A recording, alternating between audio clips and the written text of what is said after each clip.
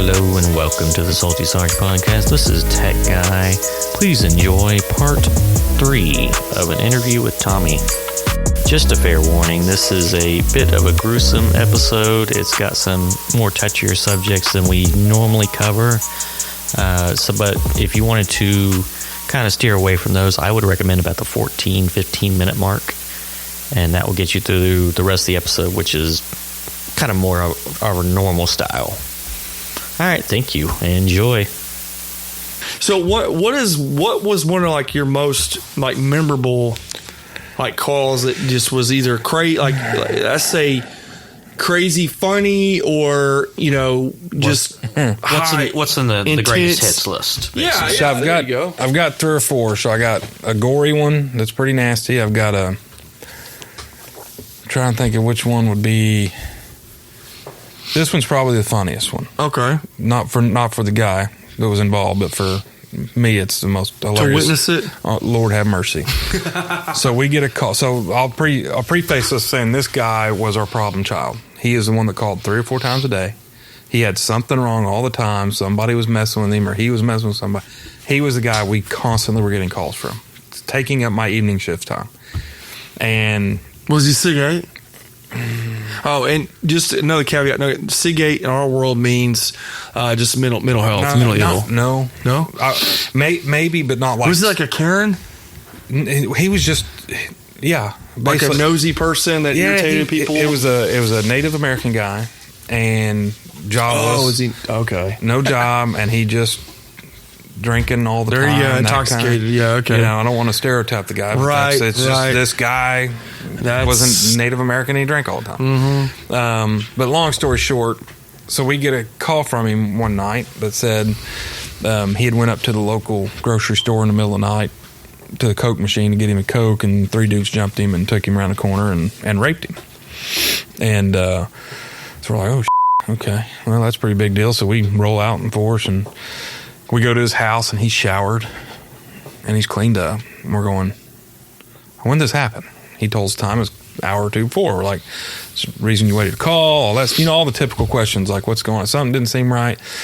But he said that he felt like they may have put something in him, and from the rear end. And we're thinking, well, let's get an ambulance. So we got an ambulance. Ambulance came out, picked him up, took him to the hospital, called out detectives. One met him at the hospital. One responded to us. One went to the grocery store. By this point, it was getting daylight, and the store was fixing to open. So we sent a detective over to the store, start pulling video and all this kind of stuff. And all this, and I'm a supervisor, so I'm kind of getting all these pieces to me, and I'm with the main detective that's over the case. So we're getting this information. About the same time, we get a call from the guy at the grocery store. Says, hey, the manager showed up. We went in and pulled video. He pulled up, got a Coke, got back in his car and left. Nobody licked him around the car anywhere unless it happened another day or another location. But here, he came and got a Coke and he left. Mm-hmm. And then right at that, we get a call from the detective at the hospital that says, the doctor just came out, and there is something in him. It's a Maglite, a flashlight. And we're going, like the 16-inch the C battery. It was a big one? The Maglites. The big one. It was up his rectum? It was in him. Yeah. Yes. Up his butt. How was he walking around? Not very well. Was it upright? Was he just like, oh, God, that would just be... So we're going, at that point I'm going, we still don't know what, we're like, nobody was up there with him. Maybe it's somebody, your initial thought is somebody did it to him that he knows, and he made the story up, because he don't want to get a friend, and or my question is, how intentionally would you do that? How would you do that to yourself, and why? So that's the confession we finally got. Was going to answer that. The plot thickens. So the detective at the hospital basically says, it's on camera, nobody's up there with you. Did somebody do this, and you're just trying to keep them out of trouble? What's going on? The confession was, instead of... he was pleasuring himself with this Maglite in his home, had it lubed up very well, obviously, because he's no rookie, apparently. So he has it very well lubed up, and he's going up in there, and if you know Maglite, skinny, big head, Well, they're not that skinny. I mean, god dang, the radio. Well, there's a skinny end, and then there's a head end. Oh, yeah, the head end. So the head end it's not all the way up there, is there? Apparently, he Holy wasn't enough. The moly. skinny end wasn't enough, so he went to try to stick the big one up there just a little bit, And it sucked and it in. sucked it in and clenched over no. it, and he couldn't get it back out. The kicker on, the detective calls me laughing. I said, "What?" She goes, "He's going to have surgery. The doctor can't get it out. It's because it's on, and it's hot, and it was getting too hot on his gloves. Oh, The no. doctor's afraid his glove's going to melt trying to get it out, so they're going to have to cut him and physically remove the flashlight. So he's having a pretty major surgery to remove this Maglite. That's insane. So long story short, case closed. Don't be a dumb ass. Keep Maglites out of your mouth. So, did he ever call the police after that? Never heard from him again.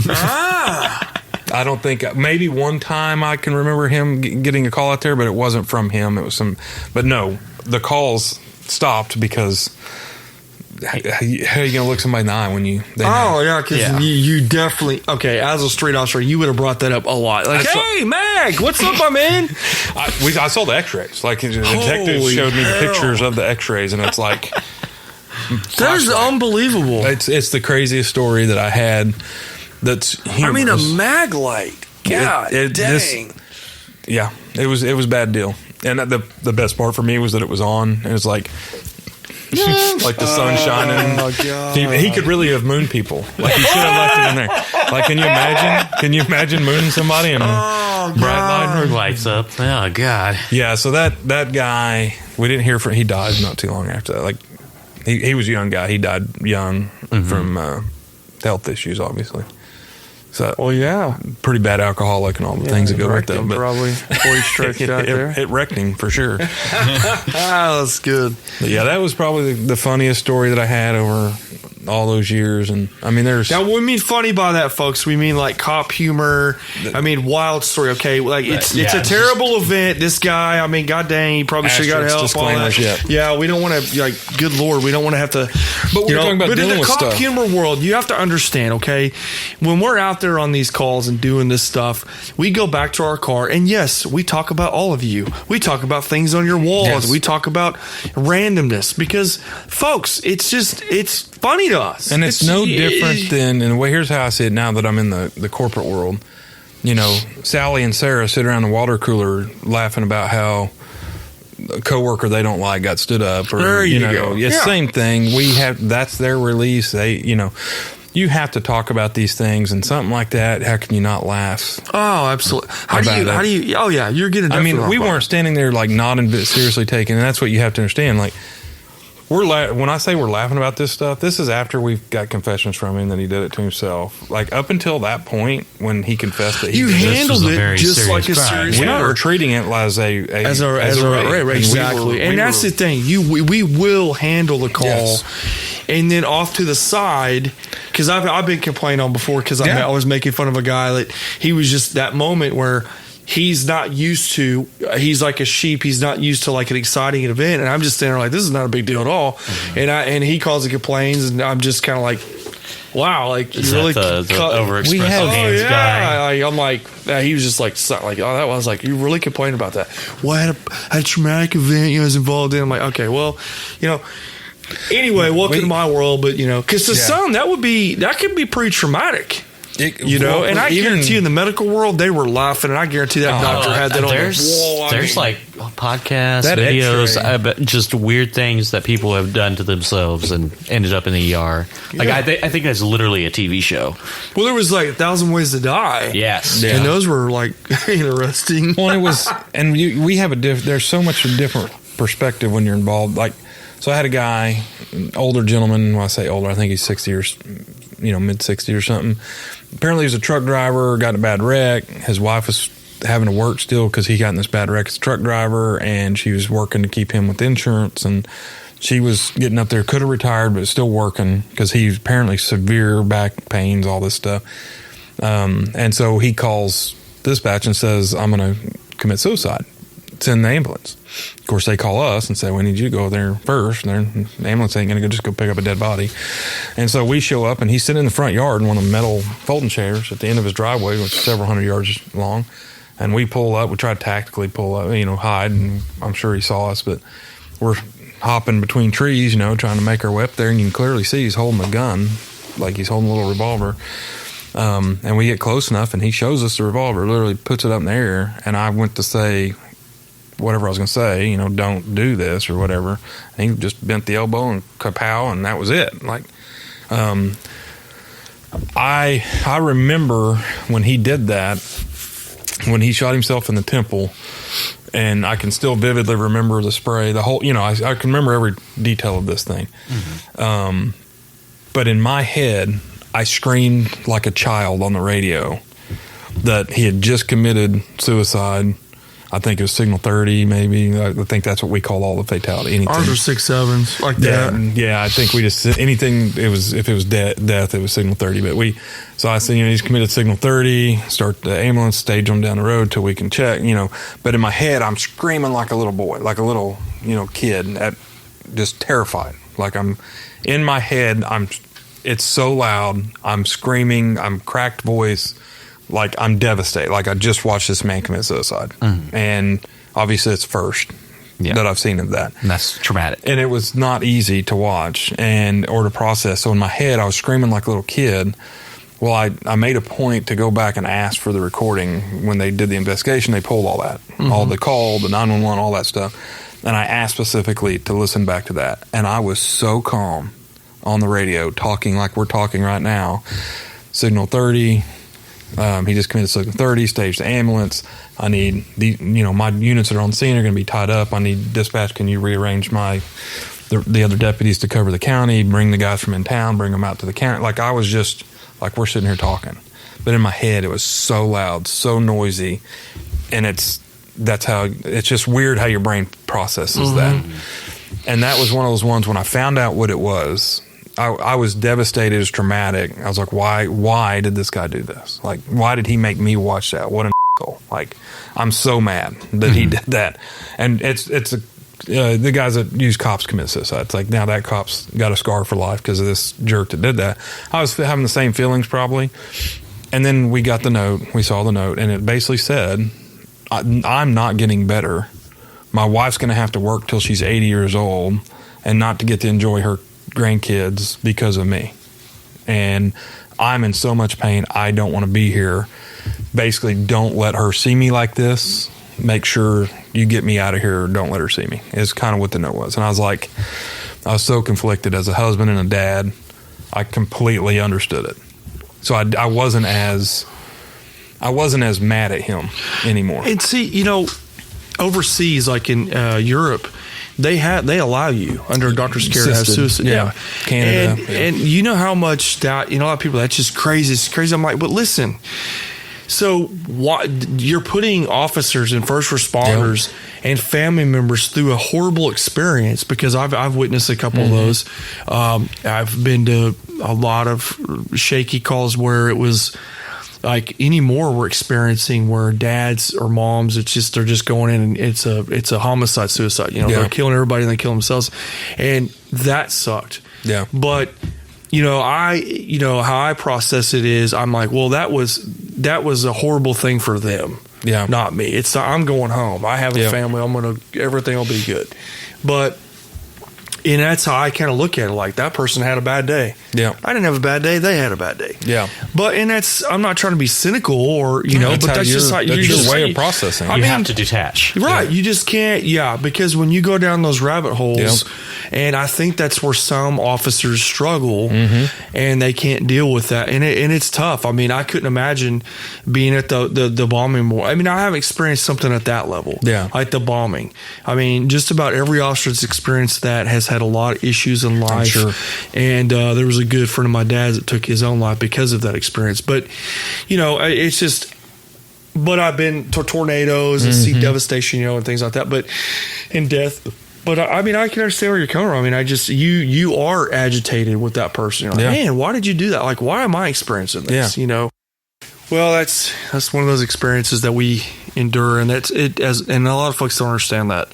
If I come home, and I do talk to my wife a lot about stuff. I mean, I don't hold stuff back. I tell her. I mean, all that guys are, well, I never tell my wife. I'm like, well, that's stupid. Yeah. I told my buddy, I said, you need to talk to your wife. Like, you need to tell them stuff. You need to tell them, hey, this is what happened to me today. And I'm not, it was, and yeah, your wife, some wives will look at you like, well, that's horrible. I don't want to know. I just don't want to know. And I'm like, well, you need to know. Like, you need to know. You need to know where I'm at. Yeah. Like, if I'm had a horrible day today and I watched an infant child die, I don't want to walk into a beach party. Yeah. You know what I mean? Or I don't want to, hey, I'm not going to the store tonight. I don't want going to the mall with you or whatever. I mean, it's just one of those things. And my thing is, like, give me just a few minutes to adjust and then it's like, okay, all right, guys, now I'm good. You know, I mean, but I don't know. It's everybody's different. And these younger officers really struggle. They just go like in a dark hole or something, or a gaming world, you know. I've never been really a gamer myself. I'm not much of a gamer. I just rather go build some useless furniture or something, you know. And that's just me. Yeah. I mean, my buddy recently was like, dude, we need to get you a gaming system because you can't really do a lot right now, and you just enjoy that. I'm like, I think the problem is I get addicted to it. I like it. And then you would never. Yeah, I just never. You know, I mean, if I had a place like this with the PS5 out here, and I come out here. And Renee won't let me have video games for that exact reason, because she knows I'd become a non-productive person. And, you know, I would sit there and play video games when I was bored instead of figuring out something else to do. Right. There you go. Yeah, that's how I'd be. Yeah. I don't know. I've been out of it long enough now that I didn't experience. I mean, iPhones had come out, like iPhones had just started coming out whenever I had left. People videotaping stuff. I mean, I remember because I see them now, the First Amendment auditor people. I see all these videos. Well, we had in strike. I was thinking back because we had got right after. I don't remember what had happened. Something had happened, and we got a memo out from the sheriff's office that if you see anybody taking pictures or videotaping the outside of any of the Thunderbird Dam, of certain OG&E plant, like we had all this list of things. If we saw post office that we're going to stop and we're going to detain and identify anybody taking those pictures. And now I'm thinking, oh my God, like that we would have been sued 100 times because it was a memo, which is essentially a policy that says you will stop and identify. And if they refuse to identify, we didn't really have any instructions. Like, what would I have done? I would have cuffed them and threatened them, you know, within an inch of their life to tell me who they were because they're out here taking pictures of stuff my boss said he didn't want you taking pictures of. Yeah. Now I realize that's completely against the law. Like, I can't go detain somebody because they're standing on a public roadway taking pictures. Yeah, and there's a lot of those guys that do that, and people get so irritated. And I'm like, but why are you doing it? Like, what's the whole purpose behind money? it? They want to sue you. To get people riled up. Yeah, like the cart guy. Like, there was a guy that would go around. The guy that makes people put their carts and you know, he went on Dr. Phil. And Dr. Phil's like, what do you do for a living? He goes, I'm an attorney. I think he's an attorney. He goes, but why are you going? What gives you the right to go harass people like that? What does it matter? Yeah. Well, they should put their cart back. So, yeah. I mean, what does it matter? And I will say I put my cart back because of the guy, but you know, sometimes I'm like job security. You know, like someone does it. I mean, but I don't really care. I mean, if you go to like Aldi. You get to put in a quarter, and that's where it forces people to put their car back. Like, develop a program like that. I mean, Aldi you never see a homeless person with an Aldi card. No, you know? I think we'll have to dive more into the First Amendment auditors in another episode. That would be a really good one to do. Yeah, I've encountered one at a post office, and the funniest part, the funniest part about it was when I walk in, he's like filming, and the post office workers are pissed, and I'm like, how? And it just told me it's Oklahoma, and I'm like, how are you not aware of this? Well, we've never seen this. I'm like, there are like reel after reel of these guys, nonstop. And the guy goes, oh hey Dan, what's up? And I go, what? He goes, it's me. He used to work at Penn Square Mall as a security guard. He was a goofball up there. And I go, oh, Lewis. And then, of course, all those people were like, you know this guy? And I'm just like, whoa, time out. We are not friends. Yeah. But the good thing is my department was not really aware of it. I saw the call and I was like, I'll go over and handle it. Not some young guy. Let me go handle it. Yeah. And when I talked to him, I knew his name and information. So I just forwarded that up to criminal intel. And I was like, hey, by the way, and some post office guys, like the postmaster general guys, are like, they have police at this one, and they're like incognito kind of guys, and they can walk in. I'm like, hey, this guy's doing. I'm like, well, it's not against the law. Yeah, I mean, it's a public place. He can do that. Now he can't go to Walmart and do that. He can until Walmart says get the hell out. Yeah, or Penn Square Mall and stuff like that. But you know, I said, hey, he goes, well, we don't know how to handle this. I'm like, well, this is crazy that you guys don't have like a memo that just went out post office wide across the country. And I said, don't worry, I'm going to forward his information. I know who the guy is. And they really liked it. My criminal intel people loved it. I did a big email and they're like, thank you so much. We're going to encounter this guy. Yeah. So, but it's just different times, because even my dad would talk about, they never had that issue of people coming up in their face, or now it's just all you encounter. And it's like, and I love it because I'm like, look, I'm recording you. That's wonderful. I have a camera too. It's pretty cool, actually. Like, it's like digital. It's live. There is no he said, she said. Right. It's just like, I've been recording you since the start. So don't try to lie about stuff. You are being, and it's just a different world now, and I don't know. When you asked me earlier if I had any family, and I always forget about this, my grandpa was a postal inspector. It's not like I said, oh, my grandpa was a postal inspector, I want to go be a cop or nothing like that. Didn't really influence that decision.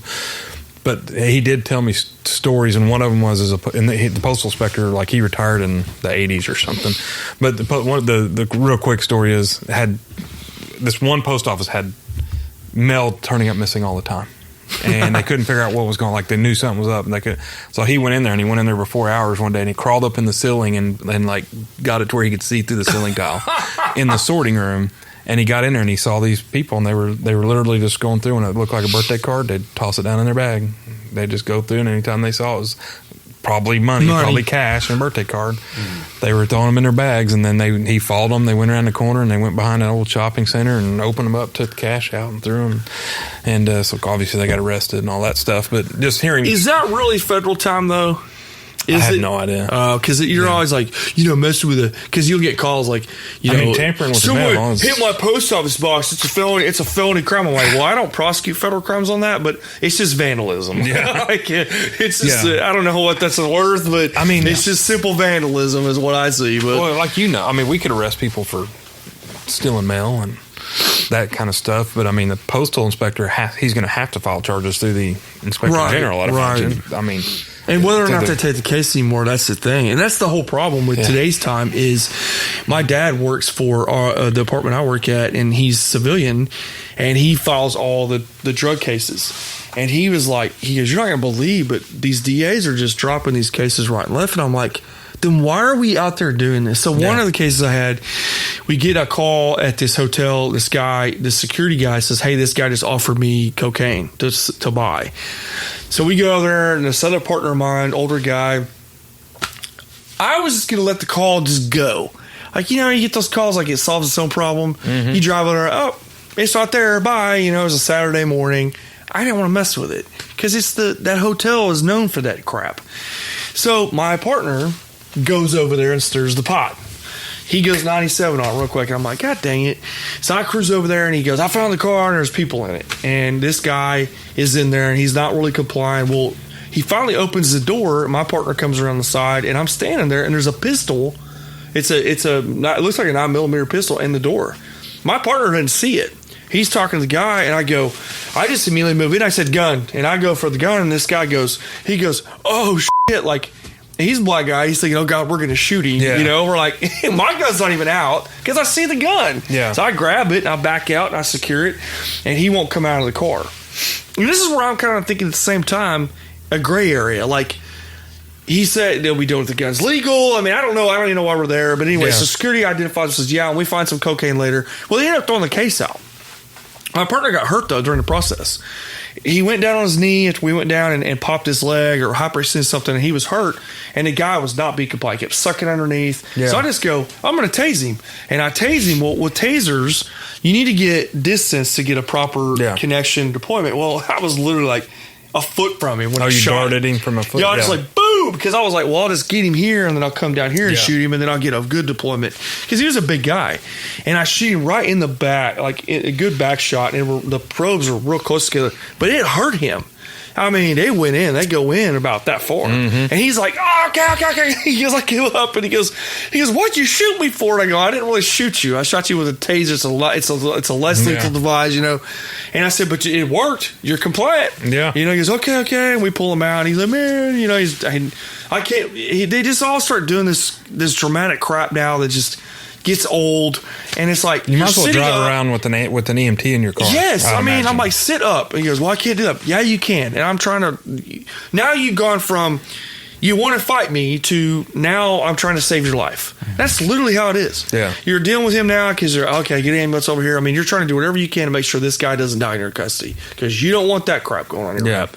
You don't want to be on CNN, folks. That's the whole key. That's the whole key. That's the thing is that as a veteran officer I'm not going to go out here today and end up on CNN or Facebook or any of that crap. We would call it, I'm not going to go out and create case law today. Yeah, exactly. Yes, that's what I always say too to younger officers. I'm like, hey, there's case law on this. Like, you don't want, or policy. Yeah. You don't want to have a policy attached to your name now. Yeah, you know? But yeah. Did you get taser? Like, did you? Oh yeah. You got shot with it? Yeah. The only thing I haven't been is shot with a handgun. Yeah. Now, what's funny is that one of the instructors at one time, I don't think it was a myth, I don't know, just to screw up people was, okay, everybody's got to get tased. I mean, everybody they're asking the courts, and I raised my hand and I said, look, that's the dumbest thing I've ever heard of because I carry a firearm, okay? Are you going to take us out back and shoot us in the chest with a gun? Yeah. No. I go, shut up. And I go, first off, I have tased multiple people, and I have never in my career had ever had an attorney ask me, it feels like, I'm like, good God. You know what I mean? It's just dumb. Yeah. And I felt like it was more of like I thought it was more like a prank. Like a hazing. Yes. Because I'm like, look, get it over with. Yeah. I mean, come on. So now we have new tasers that they actually are shells and they shoot up to like 30, 40 feet, and there's 10 shots in that sucker. Oh, wow. So it's like, now it's like a gun. Okay. So now we've still got the string or the wire. Yeah, but they're individual shots. So it's 10. So if you shoot him with one, does it still do anything? Well, so you got the two. It's okay. I take that back. So there's 10 shots. So there's 10 cartridges, but there's 2 of them. So it's like pop. And they look like shell casings. They're real long. So it actually is combustible and everything. Okay. So the other ones were air. Yeah. And these are like full-on gunpowder. So now they have to rewrite some stuff on that. And it's supposed to be, oh, my God, because there was a policy where you can only take someone for so many rides. Like 15 seconds. Total, so that's 3. Yeah. So then after that, what do you do? I mean, what do you want us to do about it? And then, like, now you can't even. So now, everybody's all about the rear naked choke method and stuff, choking people out because you just put them to sleep. Mm-hmm. But it looks bad, right? If you do it wrong, you could really hurt them. But if you do it right, they just go to sleep. Yeah. And it saves the officer's life and theirs. And we had a video where an officer did that, and our teacher's like, "Oh, we need to look into this." Well, now it's like you can, in our policy, you can't do it unless it's lethal. Yeah. And I'm like, what? So why am I not shooting the guy then? Because if he's got my gun, if he's going for my gun, if someone reaches for my firearm or grabs it, you are now lethal. Because what's their intention? Their intention is to try to get that gun to kill you. So it's like at that point, in the court's eyes, it's you can deploy that gun and shoot them and kill them. And because now, are officers going to do that? Probably not. They're just going to break off this, the X, move away, maybe tased, go to a different defensive weapon, whatever. But anyway, I mean, we could have a conversation just about all that stuff, about case law and that. But, and like I said, I'm not an attorney and I don't want to be, but you kind of have to be as a police officer. I mean, the funny thing is we're multiple personalities. We're really crazy if you really think about it. Oh, yeah. Because, we're diagnosed with, we're attorneys, we're counselors, we're marriage counselors, we're, all kinds of stuff. So I remember feeling ashamed if somebody asked me what the law was on something and I didn't know. Yeah. I was all about that too. I was kind of like, damn, I'm a cop. Why don't I know that? Like, it seems like I should know that. One of the most embarrassing moments was when I was a rookie, like brand new rookie, and I took a report for a burglary, and I caught the kid, but they weren't home, so it was a burglary too. So I wrote the report and let him go, and I was by myself, and then I went in. They're like, "How come you didn't arrest him?" I was like, "Well, it was a misdemeanor outside of my presence." They're like, "What? Misdemeanor?" I was like, "Yeah, burglary 2, not 1. Like, they weren't home." And then I was like, "Oh my God, that's felony." I just hadn't caught this kid with the felony, and I just let him go, But anyway, I got him later. But that's the kind of stupid crap that you do as a rookie when you're by yourself after 3 months. That happens. Totally by yourself. Yeah, actually, one of my recruits today made a call, and he's like, "Hey, let me run this by you real quick, and it was simple stuff." And I'm like, "Yeah, that's what you're good there." But that's one of the reasons why I wanted to become a trainer was I wanted to know it all. As far as I did not want to end up as case law and my dad told me when I started, this before smartphones too, and it was like, hey, when you're on an extra job, take your state statute, your city ordinances, and just read them, memorize them, know them. And when I went on boards and stuff, I could just say them verbatimly, and I'd have people call me like, hey, what do you think about this or what about that? And it was nice to be known as the guy, because my recruit, this idiot, was being stupid.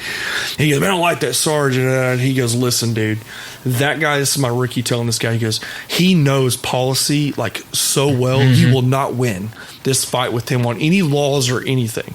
And I was kind of irritating the younger officers, but this guy was pissing me off. He was just like, he had no leg to stand on, and I told him, I kept telling him, I kept throwing gasoline on it for sure, but I was doing it in a smart way, and almost like a prosecutor, where I would like go inside, I go, hey, you don't have a driver's license. Well, you can't drive. If you get in that car and you leave, we're going to stop you. We're going to impound your car.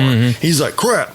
And then I went, oh, I got one better. I go inside the hotel. Hi, there's a guy being nuisance out there. He's not staying here. Do you want his car impounded? Yeah, I would love to. So I walk back outside and go, hey, guess what?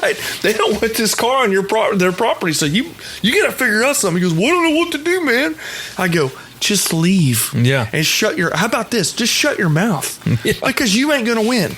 And I don't like to rile people up, but I don't like it when people, especially when you show up, they call you for help, and then you're condescending to me, and you're being a smart asshole, and it's like, okay, but you're kind of in the wrong here, and I've had those moments where I'm like, yeah, but what about this? And like, you can't say that to me.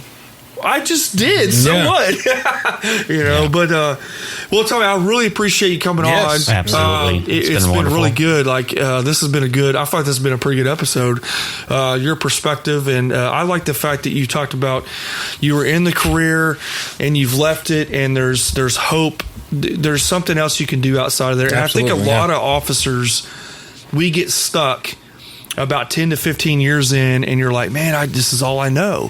So that really kind of opened up my eyes, because I'm already considering other options, for me to have something out there. So I really do appreciate, and your training experience, I mean, in some good, and it's just been overall good. I think I'd give this a 10, man. A 10 out of 10. Absolutely. So, you've been a blast to have. And and we'd like to come back sometime if you got more stories. I mean, I'd like to have, even your wife, I'd like to hear some of her. Oh, I like hearing from the spouse's perspective of what officers go through and things too. But because his dad, is in law enforcement. We're trying to get his dad on here pretty soon. Hopefully soon, yeah. Because we got the bombing coming up. But yeah, I just really appreciate you coming on, though, man. Problem. It's been good. Yeah, absolutely. And we are also thankful to have the Salty Sarge in recovery and hopefully getting better day by day. But that's and hopefully we can get this back going again. Yes, just as time and. Yeah, it's put a damper on the lounge. The lounge was supposed to be done already, and that's where we're gonna be shooting from and doing everything. But it's kind of on hold right now. But we'll get her done. But we're back at it. We're ready to go again. This has been a heck of a content release right here. Good. So we'll have multiple episodes into this, and we can. Cool. Just jump back into it and get back to having fun with it. I think we kind of miss doing it. And we enjoy having these conversations, hearing from people, listening to their perspectives, and kind of gaining this overall understanding of how law enforcement works and how it affects people and the people around those officers too. Exactly. So this has been wonderful. You can find us on Facebook. We're Apple Podcasts, Spotify, anywhere you can find it, we'll be there. But I have been Tech Guy, Salty Sarge with us, and thank you once again, Tommy. Thank you, Tommy. Yes, it's been great. This has been a blast, and we will see you on the next one. That's right. Keep your powder dry. Woo!